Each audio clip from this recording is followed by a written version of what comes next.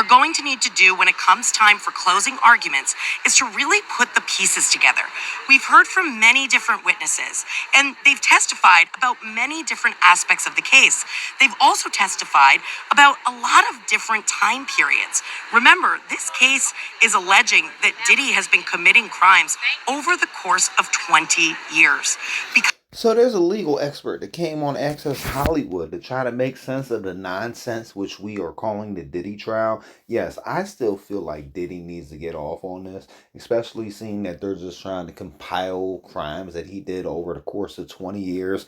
He was basically a rock star. Find me a rock star that's not breaking laws for 20 years while they're on the road and they're touring and stuff. They all get high, they all have orgy parties. What is new? What is new is you guys are trying to lock up Diddy because he's a black man. Let's get into this though. Because of that, the prosecutors are really going to have to put all those puzzle pieces together and explain how this all fits into the charges as they are in the indictment. Brianna Bongolin's testimony was a huge win for the defense. She testified that Combs actually dangled her off of a balcony, something that the prosecutors had been referring to as the balcony. I don't really believe that though, because if Diddy was dangling somebody off of a balcony, that would have made the news like instantly. This sounds like another exaggerated lie. Like, where's the footage of this? You are not dangling nobody off of a balcony. Michael Jackson hung one of his kids off of the balcony, similar to like the Lion King type of thing. And then to be like, oh, he was dangling her off the balcony. Are you sure this ain't no foreplay? Diddy wasn't in some freaky stuff. They might have been playing the Titanic before he had making her sink on his iceberg or whatever. Balcony incident. And so this was really central to prosecutors' case, trying to show that Combs is a violent individual who engages in this type of conduct. However, on cross-examination, her testimony really fell apart. The defense was able to cut away. See, like I said, I just made it fall apart. Like there's so many different ways that could have just been something that was foreplay. In her timeline, they were able to show that when she testified she was being dangled over a balcony in Los Angeles, Combs was actually performing a concert in New Jersey and staying in a hotel in New York. This destroyed her credibility, and that, I don't believe, will be lost on the jurors.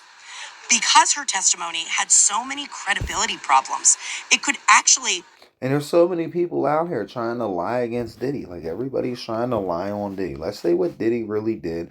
Let's give Diddy some time for the stuff that he did, but let's stop trying to like put stuff on this man that he didn't do. And on top of that, if we're gonna lock up Diddy, we gotta lock up everybody in the music industry. And it's about time, you know. We gotta clean out this industry. We gotta get them off of their little addictions and all that. I don't know how you guys feel about that, but like honestly, yeah, especially when you're older, you're like Diddy's age, you're in your Diddy's or 50s or 60s or whatever Diddy and Jay-Z and all them in these days. But yeah, I'm telling you, it's time for these guys to get clean.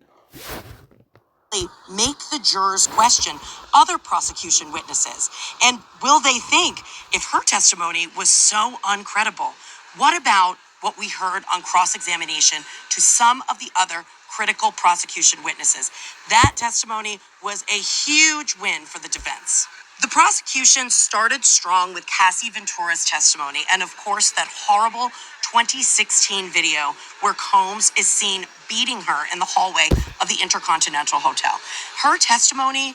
I don't want to say this again, but it's looking like I'm going to have to say this again, right? We have a video with no audio at a freak off, right? They were doing all different types of degenerate type stuff. Who's to say that it wasn't no type of fantasy type situation going on? Yes, we don't know for certain, but like when you bring something to the light that happened in 2016 and you wait until what, 2022, 2023 to bring it up, 6, 7, 8 years later, it just seems more like a money grab to me. And the aspects relating to the force, psychological, physical abuse that she suffered was really helpful for the prosecutors and is central to their case. Not only was her testimony important with respect to the sex trafficking charges, it also set the tone for the rest of the prosecution's case. Basically, prosecutors want the jury to look at all of the other evidence and all of the other witnesses. So they're basically just trying to say, hey, listen to Cassie, ignore how everybody else is obviously lying. We have a video of Cassie getting beat up. I heard this all before. I don't know if you guys are into South Park, but South Park definitely exposed this when they were like touching on the Michael Jackson fiasco.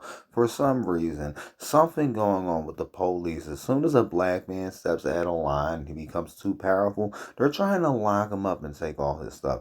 Let you say one thing. Let you be like Michael Jackson and say they don't really care about us. Next thing you know, they're trying to come out here and take everything you got, take all your money, all your houses, all your fame, and lock you up forever. So we gotta free these black artists that's out here getting railroaded by the American justice system, because this is ridiculous. It's been going on far too long. And if you have something to say about what I'm saying, you feel like I'm incorrect or whatever, tell me I'm wrong. Tell me I'm lying. Name one black artist that has ever been in the mainstream that ever spoke out against power, that didn't get railroaded for something that everybody else in the same industry was doing. I'll wait. I'll see you guys around. Peace.